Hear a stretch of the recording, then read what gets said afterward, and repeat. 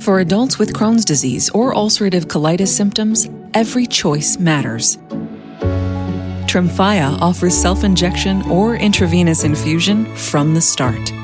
Tremfya is administered as injections under the skin or infusions through a vein every 4 weeks, followed by injections under the skin every 4 or 8 weeks. If your doctor decides that you can self-inject Tremfya, proper training is required. Tremfya is a prescription medicine used to treat adults with moderately to severely active Crohn's disease and adults with moderately to severely active ulcerative colitis. Serious allergic reactions and increased risk of infections and liver problems may occur. Before treatment, your doctor should check you for infections and tuberculosis. Tell your doctor if you have an infection, flu-like symptoms, or if you need a vaccine. Explore what's possible. Ask your doctor about Tremfya today. Call 1-800-526-7736 to learn more or visit tremfyaradio.com. Amazon Black Friday week deals are here with everything for everyone on your list. Like your Uncle Ricky, who ruined every single one of your wedding photos because his fly was open. Get him a 3-pack of new underpants. And right now, with Amazon Black Friday week deals, you can save up to 40% on the gifts everyone wants, like the latest toys and housewares. And the gifts they need, like underpants. And Ricky, wear them, please. As the daughter of immigrants, financial struggles were part of my everyday reality. In high school, I became homeless and had to live in a women's shelter. Thankfully, being an APIA McDonald's scholar enabled me to attend college and begin a new chapter in my life. And now, my reality is filled with endless possibilities. McDonald's has awarded nearly $4 million through APIA Scholars to support students. Learn more at apanext.com.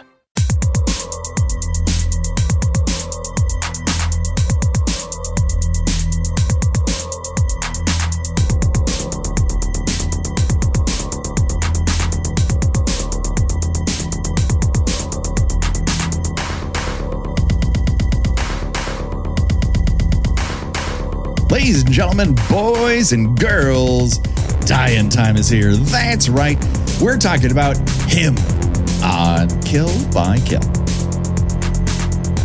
Well, greetings and salutations, Internet. It's your old pal, Patrick Hamilton, coming to you once again from the underground bunker of an NFL, or in this case, USFFL legend. This is the Kill by Kill podcast, where we're dedicated to celebrating the least discussed component of any horror film, the characters. And we're going to unpack all the goriest details of 2025's Him in the hopes that a young pro football player recruit's untimely end is just the beginning of the jokes we might make at their expense. And as always, there's only one person I trust to sign that contract, even if it's in someone else's blood. The one, the only, Gina Radcliffe. How are you doing today, Gina?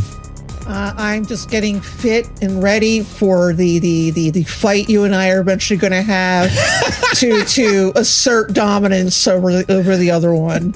This is something we had not considered when we started this show nearly a decade ago, and is that at some point we would have to have a life or death battle to see who comes out on top with ownership rights.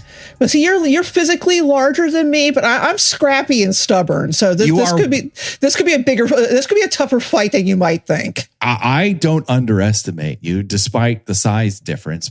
While my reach is definitely going to give me an advantage, you're wily and you're low to the ground, and my most vulnerable areas are lower to the ground. Gina, I'm in deep trouble. Yeah, you might be in for it. Well, I don't want to scare you any more than we already have, Gina, but we are not alone. That's right. We have a special guest. Now, he is uniquely experienced to help us here today. You may know him as a former oh my God, I'm going to take that again. You may know him as a former NFL player with the Titans, the Bills, the Ravens, the Jaguars, and he's currently an inspirational speaker and has his own podcast, Get Authentic. The one, the only, Marques Ogden. How are you doing today, Marques? Doing well, my friend. How are you, sir? I am fantastic and so happy to have you on board because, listen, we have had people from all sorts of industries in the world. We have podcasters and writers and comedians, actors, and so forth. People across the spectrum of the digital arts. We have never to date had a professional athlete on the show, which is weird considering we're part of the Believe Network, which has plenty of former and current athletes on air. But I don't know that I would really necessarily want to talk about this movie without someone who has this kind of experience. So let's get right into this. Spoilers from the head, because I just don't think you can talk about this movie without getting into it. Marcus, what was your on the top line experience watching 2025's Him? Well, Patrick, I will say this. It was not what I expected when I bought my ticket. I was not thrilled with some of the way they portrayed the game of football, which I absolutely love. There were some good moments in there with intensity and, drive and dedication and discipline and all that kind of stuff. That was good. But there was a lot of it that was not realistic from a standpoint of like the training or the way you would train for the NFL, you would train for football at a high level. So overall, I really did like some parts of it, but then there were some parts that I thought were just not realistic when it came to what it takes to become a high level athlete, especially like Patrick, an NFL athlete. This does not surprise me overall. I would state, and I think I'm with you emotionally concerning this film, but I don't know that realism is something this film is particularly concerned with. And we often say on the show that we don't come to these movies for reality. We come to them for emotional reality, that at its core, whatever it's trying to evoke is what it's really after. Whereas accurately portraying, let's say, When I Know What You Did Last Summer, is that an accurate portrayal of the justice system? Yes and no, but more often, no. So I don't know that this is going for realism with NFL. I think it's trying to mine it for emotional intensity. And I think at moments it's brilliant in that. And other moments, I think it's really overstepping it. Gina, this is where I got to bring you into this conversation. How did you feel watching Him? I thought it had some pretty cool imagery. I really, really liked both Marlon Wayans and Tyreek Withers. This is the second movie that we've done in a row featuring Tyreek Withers. It's a real Tyreek Withers streak for us, yeah. And as I texted you last night, I'm puffing on my imaginary cigar and going, this kid, he's going places. Yeah. Because he's got a lot of charisma, very easy on the eyes. And I say that with some discomfort because I do believe he's young enough to be my son, but it is what it is. I thought that Marlon Wayans brought a lot of the appropriate intensity to the role. I like the weirdness that Julia Fox brought to her performance. Unfortunately, I think they had about 65% of a movie written here and did not know what to do with the other 35%. They did not know how to end it. Yeah. I would agree with you there. And what I think partially here, what is at the core issue is when this movie is first announced, and it's especially because it's coming through Jordan Peele's Monkey Paw Productions, it gives the audience a very specific idea of what they are going to see, right? We're going to see something that is rooted in a level of mining the territory for something deeper that takes a grand question and is able to transform it into a horror movie that makes you think. And I'm not sure that the end result is that. I think it is playing at questions that are interesting and it cannot really square the circle. What I do feel the marketing for the film did is present you with how this movie is going to approach the subject material. Because what I think this movie is of a vein, a very specific vein of horror, and that is Rosemary's Baby, Jacob's Ladder, devil's advocate. And now, yeah, pretty much. Yeah. Now, Marcus, are those three movies that you're familiar with, completely unfamiliar with, have a passing glance? Of course. You know, talk about Devil's Advocate with Al Pacino, Keanu Reeves. Yeah, you're talking about some really good, make you think horror, movies that kind of have a good edge and a good storyline to them in that regard. So yeah, anything that Al Pacino's in is gonna be great because I'm a huge Al Pacino fan. Yeah, as are we all, and I'm particularly a fan of how he insults people in Spanish on the New York subway. That goes a long way. Here's the thing about Devil's Advocate, though. It absolutely knows that it is an over-the-top soap opera melodrama, right? That has trippy visuals and this sort of, pull the rug out from underneath you sort of reveal in the final act of the movie. And Jacob's Ladder is the ultimate pull the rug out from underneath you movie.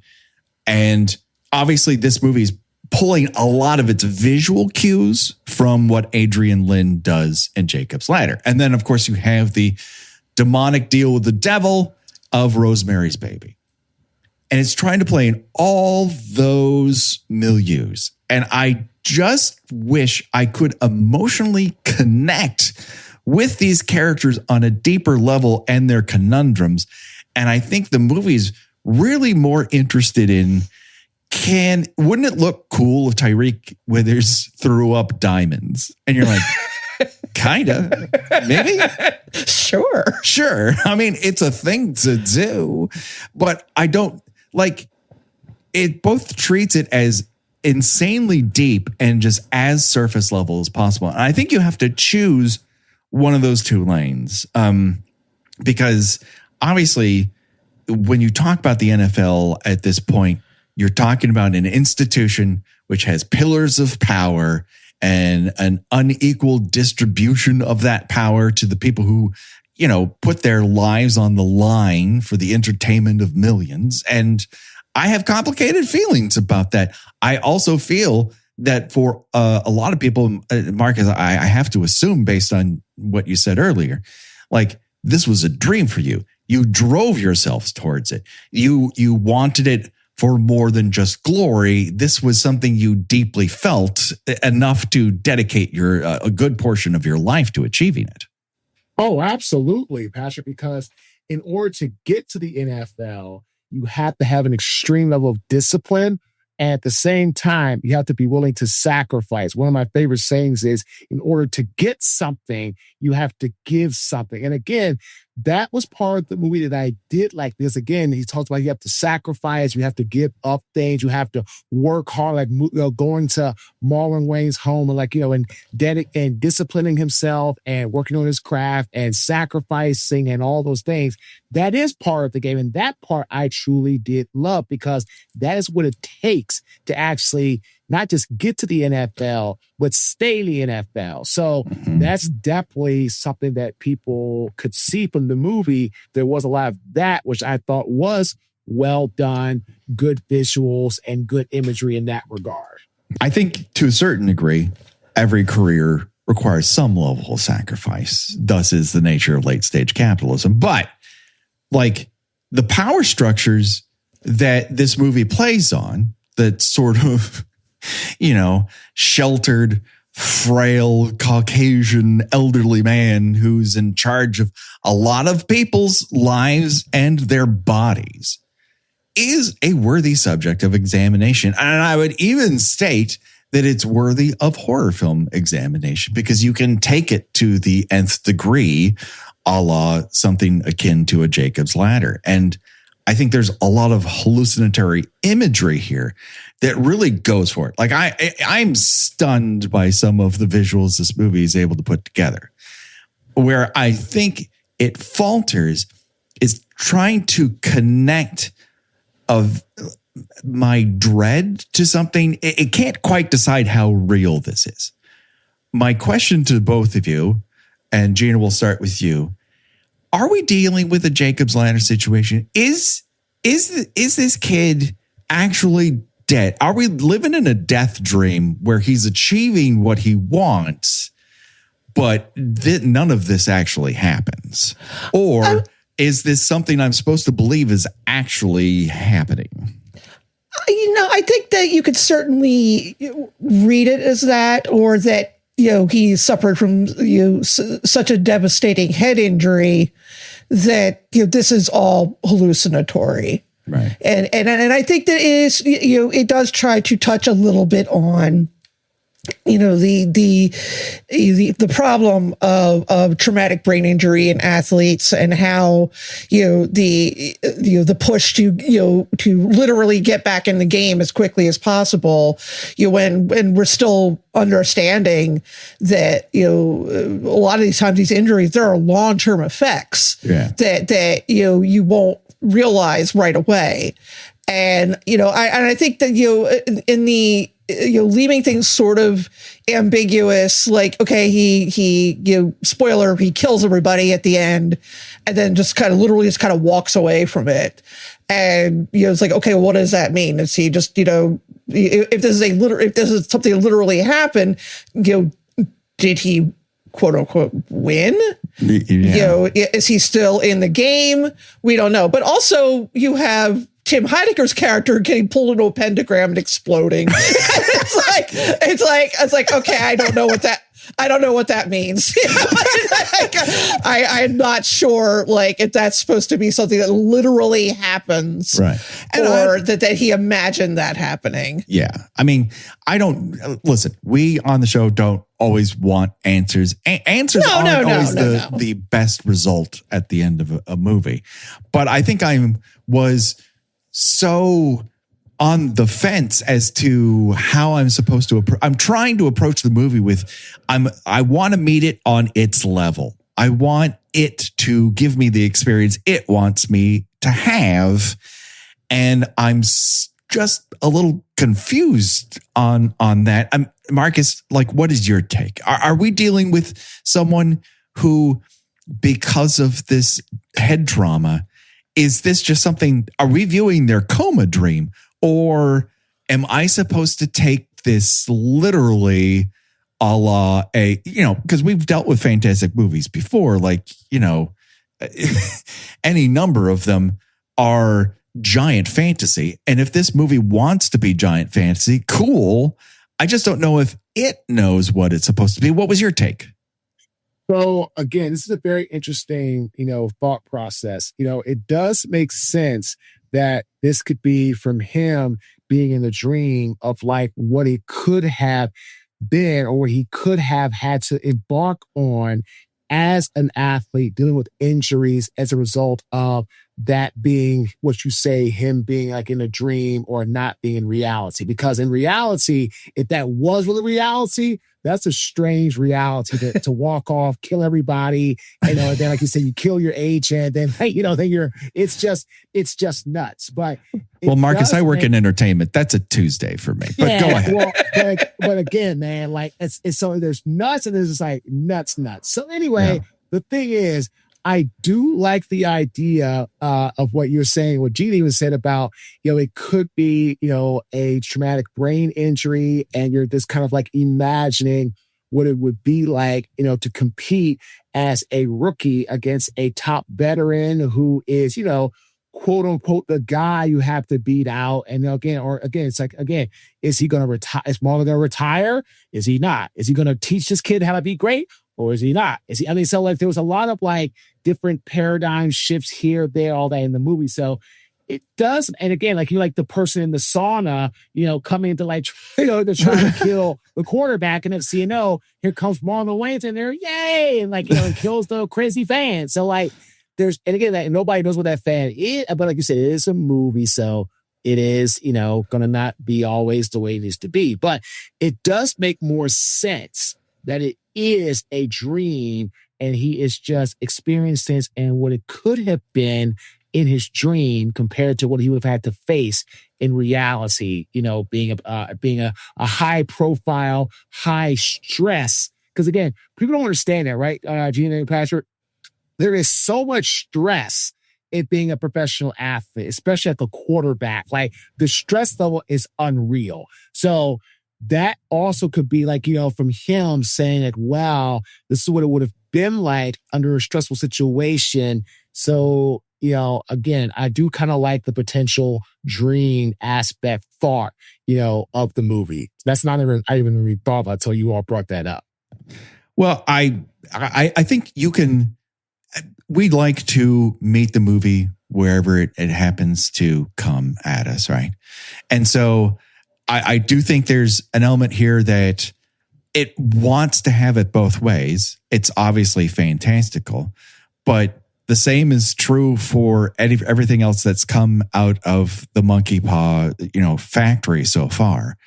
There's always elements of the fantastical and surreal. And yet I think it's playing on some real things. This particular season has been interesting as is most when it comes to the quarterback ranks, where you have guys who were written off in previous systems all of a sudden find themselves with new teams. And then you're like, well, where did this guy come from? Because a quarterback isn't a one-man army. They can't make miracles happen, even though that is the way it's often portrayed in the media and almost the hype that goes into it.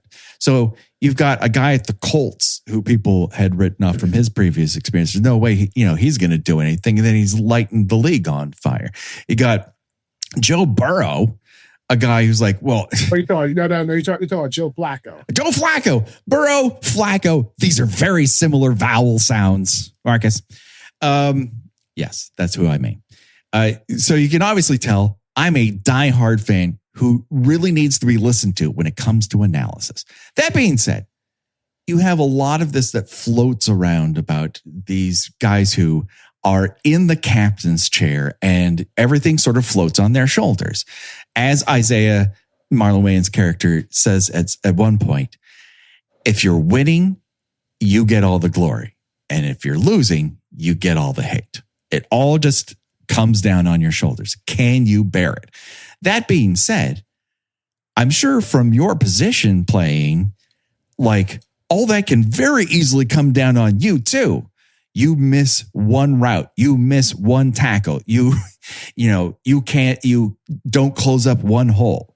All of a sudden, it feels like the world is focused on how you just messed up. I do feel like I'm not entirely sure I can relate, and yet you can. Oh, absolutely. I mean, it's like you could do everything right, correct on the field. Make one bad play, you're horrible. You can kick a guy's butt all game, give up one sack. Oh, you can't pass, but oh, you're trash. Oh, you're garbage, right? You can be a quarterback who is like 40 for 40, right, in the game. And the next thing you know, the last play of the game is on the line and you make one bad pass. You're 40 or 41. Oh, you can't throw the football. Why are you on the field? You suck. You're not clutch. You're not coming up when it matters. You're not the guy. You're not Tom Brady. But again, everybody forget Brady lost games like anybody else. Yeah. He's the GOAT.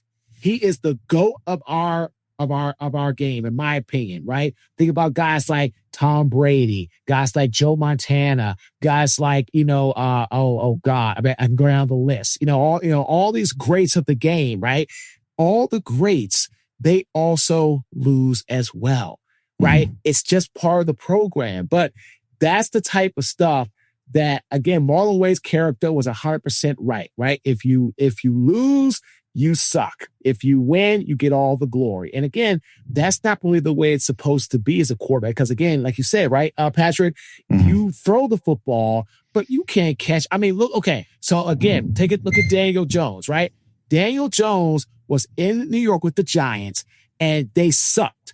Who was he throwing the football to? A rookie who was not a bad player, but he's a rookie. He goes to Indianapolis, has a top running back in Jonathan Taylor. Jonathan Taylor has a top offensive line, has some really good wide receivers, Michael Pittman Jr., some other guys, right? Good offensive coordinator, good head coach. What happens? He's now 7-1, right? People don't even remember Anthony Richardson, who now is behind Daniel Jones, right? But then you look at Joe Flacco, who was in Cleveland. Who was he throwing the football to? Nobody. Goes to Cincinnati, has T. Higgins, Jamar Chase to throw the football to. That next game, he throws what? 3 touchdowns, and they win the game. Yeah. Right? That's football. It is a team sport. It is not an individual sport. Never has been. And I think, one of the things I think this particular movie gets right is that Cam is a bit of a cipher. He's a little bit of an empty vessel. And I think there's a point to that, in that there's a lot of this that's going to be poured into him through the eyes of the owners, the coaches, the media, the fans. And I think that is realistic in a lot of ways, because if you were to ask me what some of these quarterbacks' personalities were, I would be hard pressed to come up with answers. Like, they only exist as guys whose faces are hidden by helmets for the vast majority of the time that I might see them on a Thursday, Sunday, or Monday night.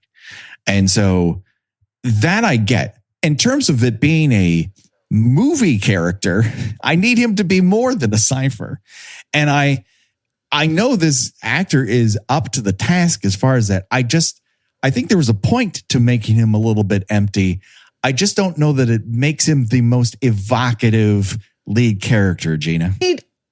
He's sort of this like vessel that everybody pours their wants and needs into. Okay. I mean, when we first see him as a child, his father is basically, really, instilling the, winners never quit. This is the, watch and learn. We're building you up to be a champion. And so, he's sort of, being the word people keep using is grooming him. Mm-hmm. And that's become a very loaded word in recent times. Yes. It can take on a lot of meanings, mostly negative, of, whipping somebody, from a young age into something you want them to be that is probably not healthy for them. Now, obviously, I don't mean to compare, raising your child to be a professional football player is the same thing as, raising a child to eventually, become a sexual partner for you. I mean, but I don't mean to compare the two. I'm just saying, but there is that certain mindset is similar in, instilling these, ideas in their head from a young age. But I do think the movie does conflate those things, not really on a sexual basis, but on your body is not your own property basis. Oh yeah. I'm just not sure it lands that particular plane here. No, and again, like I said, it is trying a lot of different things, some more successfully than others. Yeah. And I think that the whole core idea is what are you willing to sacrifice? Yeah. And, in this case, it seems to have been pretty much his entire childhood, presumably his teenage years. I guess he's in his 20s now, and just has never really lived for anything in his life except for football. So, his personality is football player. What is he? He's a football player. What does he like to do? Play football. Like, that's his entire life. Whereas Marlon Wayans is given the gift of being the most outlandish version of anything anyone can be. And I think he's having the time of his life here. And I'm here for it. His Isaiah comes from a long line of scenery chewers and films that sort of fall in line with him that we've talked about in earlier in the show, namely Elizabeth Pena in Jacob's Ladder. That is an absolute killer performance. And then you have Al Pacino, who doesn't so much chew scenery in Devil's Advocate, but consumes the entire bank lot. Not that we're not here for it. So what I do wonder though, and Marcus, this is where I'm going to lean on your experience. Like, is Isaiah an archetype? Is that something that's even remotely in line? Not the fantastical elements, but more this person is the leader of the team. This person is the pro of all pros, the all-star of all all-stars, and is there a real life analog that might not be sipping from the cup of eternal football glory connected to a demon bull god, but more in terms of their self-worth? Have you encountered someone who has this level of self-possession that they can try to imbue it in others? So do you mean that you say that someone is so just, like so entrenched in the game that they just live it like every living, breathing athlete of their playing? Is that what you mean? I do think so. I think that is what it's trying to draw from. And okay. I'm very inexperienced in the area, so I'm leaning on you to Patrick, like all the greats are like that, right? So like Tom Brady was like that. Ray Lewis, who I played with, was like that. The greats really do act like that. Now, they're not trying to be disrespectful or hurtful or, in that regard when it comes to, how they embody the game and trying to get others to live it. But again, and you said it best, right, Patrick Regina? I don't care how great you are. Tom Brady was the GOAT, but Tom Brady did not throw the football to himself. He had to throw to Gronkowski or Edelman or all these other great players, right? And that's what great players try to do. They try to create a sense of culture where it embodies the entire being of the team winning. Now, doesn't mean that it's going to always work out that way, but the greats that I played with, I can say from I played with Ray Lewis, that was who Ray Lewis was. And he was all about that factor of living, breathing football to that level. And I knew guys that played with Tom Brady said Tom was the same way. I think Tom would tell you he was the same way. So it just depends upon, each individual. But I think the greats of the game really do act like that. Whenever I need to send roses that are guaranteed to make someone's day, the only place I trust is 1-800-Flowers.com.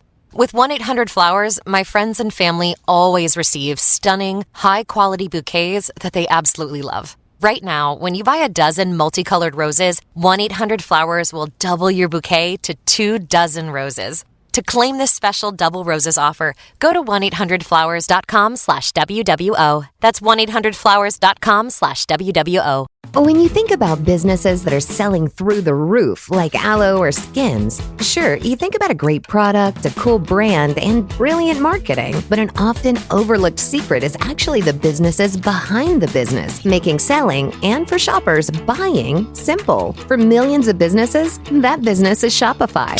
Nobody does selling better than Shopify. With Shop Pay, that boosts conversions up to 50%, meaning way less carts are going abandoned and way more sales happening.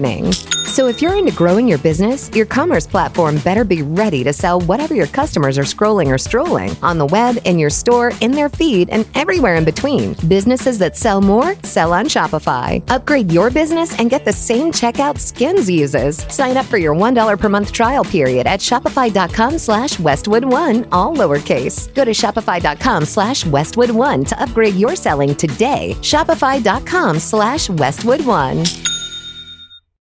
Thursday Night Football is on, and it's only on Prime Video. Tonight, the Buffalo Bills and the Houston Texans collide in an AFC showdown. The Houston Texans have the fastest defense in the NFL. Can the Buffalo offense find a way to protect their quarterback against all that speed? It's a gridiron battle at NRG Stadium that you just can't afford to miss. Coverage begins at 7 p.m. Eastern with football's best party, TNF Tonight, presented by Verizon. Not a Prime member? Not a problem. Simply sign up for a 30-day free trial. It's the Bills and the Texans tonight at 7 p.m. Eastern, only on Prime Video. Restrictions apply. See Amazon.com/Amazon Prime for details. It's interesting you use the word culture, and I think that is true across all sorts of industries. It has been said in business, you can't change a corporation's culture from within.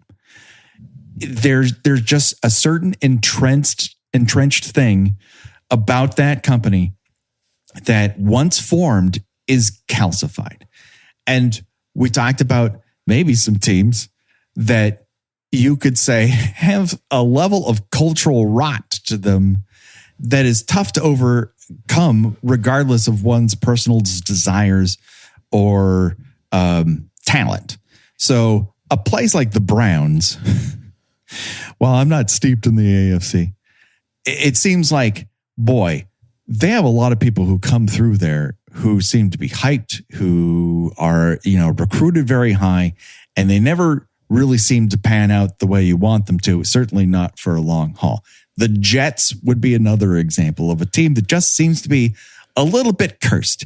Is it where that curse comes from? I couldn't be the one to tell you. But what I do think the movie is playing at is that there is sort of a football culture that can be ultimately corrupted, that you can look at it as a very top-down, your body is not your own sort of scenario that you're signing yourself up for. And that, I'm not going to pretend to know what that is like, but I think that's what the fear is that this is trying to play on.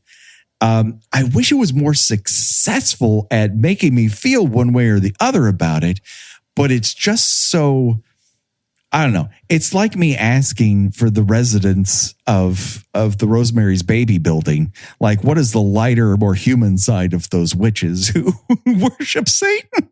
But that's not one there. And yet, I do get a delightful side of them. They do have good parties, Gina.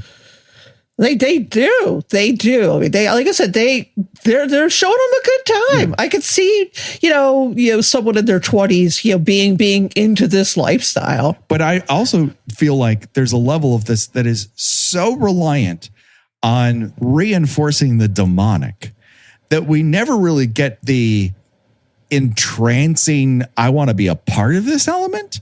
And at least in Devil's Advocate, you get like, hey, that's a nice apartment. Hey, I'm getting treated really well here. All right, it doesn't make me happy, and I don't want to be the devil's son. So whatever the ending of that movie is. And I think this is the same way where it couldn't quite, it just doesn't show me the fun element of it. It's really only concerned with showing me I don't want to be a part of this element. And I wish there was more of a balance, a more entrancing pull from the motion picture to get me to go, I see why I want to be, in this person's shoes. I see what would be so intoxicating for Cam to be in the NFL. But it never really gives me that. It's just always going for, this is going to ruin your body. This is going to ruin your mind. This is going to ruin your soul. And before you know it, you are puking up chains. And as enticing as that is, it doesn't really get me to go, hey, look at the benefits here. It plays at it, but it never goes there. And I suppose the part of it that it's trying to lean in is that Isaiah is able to get past what is arguably a life-changing and career-ending leg injury, and he's able to get back on the horse and win championship after championship after that. But also, his life doesn't seem that cool, and his house, I think, is kind of a nightmare. I'm not sure what kind of house you're rocking, Marcus. I have a nice little mid-century modern thing here, but I'm not entirely sure I'm willing to drink someone else's blood to get an underground bunker of a house. It's a little brutalist. Yeah, I'm not doing all that. It's not that serious. I'm not touching that. So, I mean, again, I don't mind sacrificing to get what you want, but there are definitely levels that I will not cross. And that is one that I would definitely not cross. I'm not drinking anybody's blood to get an underground bunker of a house. I don't care how cool it is. Absolutely not. And so again, that goes back to part of being the movie, like you said, the entertainment or lack thereof, whatever you want to call it. So for me, like I've always been one to be disciplined and to give and sacrifice. But there are things that I won't cross in order to get what I want, because I do have values and I do have morals. And yeah, drinking somebody's blood definitely crosses that line. Yeah. It's so at no point was one of the free agents maybe on a practice team positioned right in front of a ball launcher and multiple balls just hitting him in the face and him just kind of loving it. That's a bummer. That was the part that really seemed intoxicating. I think one of the elements we haven't gotten to is, I think, from a leadership, if I'm going to go down the list of the sort of attributes that Isaiah purports in this movie that you have to follow in order to be him on the particular team. You start with fun and poise, and you go to leadership. And I think where I do see a lot of leadership in this particular movie is on the visual side of this game. And I think there's a vibrance to what Justin Tipping, who's come out of TV primarily, what he brings to the table. I think there's a lot of unique visuals that are evoking some fun reference points. One is the obsessed fan on the outside of the bunker. She at one point is seen wearing a red rain slicker that's very evocative of the dwarf killer from Don't Look Now. Gina, I enjoyed that reference. Yeah, I did like that. I also like that when she shows up in the steam room is when you get the first indication, like, okay, there's something this might not be real. What's happening here? Yeah. Because she does this weird little spider crawl, like out of like nowhere. it's like, okay, was she just hiding under the bench, like, you know, in the steam and all, and just waiting for the perfect time for it to come out? And it's very creepy. The way she comes out, it's very unnatural looking. Yeah. And it's like maybe none of this is actually happening. And the other one that I really enjoyed, and I'm struggling, maybe Marcus or Gina, you can remember the exact movie. There's a Jet Li movie in which all of a sudden it goes in certain fight scenes, and it goes to skeletons, and you're seeing the damage done during the fight to that person's skeleton. I want to say it's Romeo Must Die. And I feel like this is like, once I saw that, I'm like, where have I seen something like that before? And that's like bringing all of your influences to the table. And you see it a lot in first time movie directors where they have a lot of ideas and they just want to bring them to the table. And I enjoyed that component here where he's bringing all of these individual influences into a realm they haven't been used in before. And I celebrate that. I love that. I wish I loved it as much. I wish I loved the movie as much as I loved his references. And it's a little bit of a thing that we confront occasionally on the show, Marcus, where a film will give us a movie reference of a great horror classic. And we're like, cool, I've seen those movies too. Please don't remind me of a movie I had more fun watching than yours, unless you're going to let me have as much fun as that movie.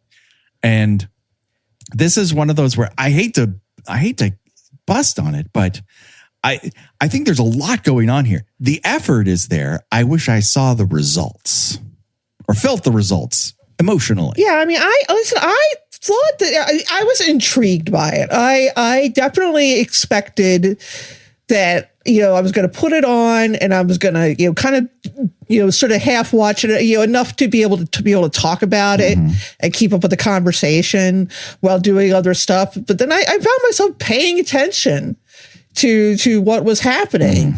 And then, but at the very end, I'm just like, well, I don't know what any of that was supposed to mean. It was like, but it looked cool. It did. It really looked cool. And I think some of that is Tipping, you know, bringing all those influences to bear. And the other part is Jordan Peele being the producing partner here, who I assume was making sure that he got to do what he wanted to do to make this the most movie it could possibly be. And where I feel it is somewhat lacking is in the plotting and story part, where these characters have a tendency to just be a little surface. And I wish I got a little bit more out of it there. So that's where Peele, I think is a forward thinker. And one of his enduring gifts within the horror space is his ability to inject comedy more into the genre, not from a horror comedy standpoint, but simply from talent that you're using and the beats. Because after all, laughter and fright are two halves of the same involuntary emotional reaction coin. I love that he's once again working with Tim Heidecker, who's having one of the just most delightful second acts of any niche comedian I can think of. He's such a great weenie. He's played a weenie twice now in Peele produced motion pictures, and he's great at it. I enjoyed every second he was on the screen. Now, Jim Jeffries is not so lucky here. He definitely appears on camera. He is not a collective hallucination, and yet I could not tell you what the point of him is other than a naysayer who in Devil's Advocate would end up being mugged to death in a park by demons, and in here just gets beheaded off camera. I was left a little wanting there as well. Well, yeah, and also that's, he is the character that makes you question, well, maybe it is actually real. Because he is the one that tells him, "Oh, you better run." Right. like this is, that this is not going to turn out well for you. And it's like, okay, maybe this is actually happening then. Okay. Yeah.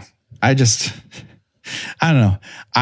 There are elements here that I absolutely loved watching, but I was hoping to think more about them afterwards. And the more I thought about it, the more it felt like it came up short for me. I don't know about you, Marcus. But at the end of the day, it is entertainment. But again, still, there was a lot of good in the movie for me, but also some things I just thought came up a little bit short in that regard. But again, I've always liked, Marlon Wayans, the new actor, the other guy was really good. So and I do like Jordan Peele as a director. So there were some good things to it. But again, same thing, there's hoping for a little bit more from certain aspects, especially since I am a former professional athlete that played football. But overall, it's still entertainment. Gina, any last thoughts about him? I watch it for the visuals. It's got some really cool visuals. I think that the mascot is very creepy. I think that the ending has got some good gore if you just want to, watch it for that. I think it is creepy in certain aspects. And I think it does provide some food for thought about that sort of, winner take all mentality and how that can turn very toxic and destructive. Yeah. So I think that, in that regard, it is thoughtful. I just think certain ideas that they had, they didn't think through all the way as well as they could have. And I think it's just interesting to see a sports horror movie, because how many are there? None. Right. I think this might be the first one I've ever seen. Yeah. Unless you're counting Fatal Games. Marcus, have you watched 1984's Fatal Games, an Olympic themed motion picture? Don't. We don't.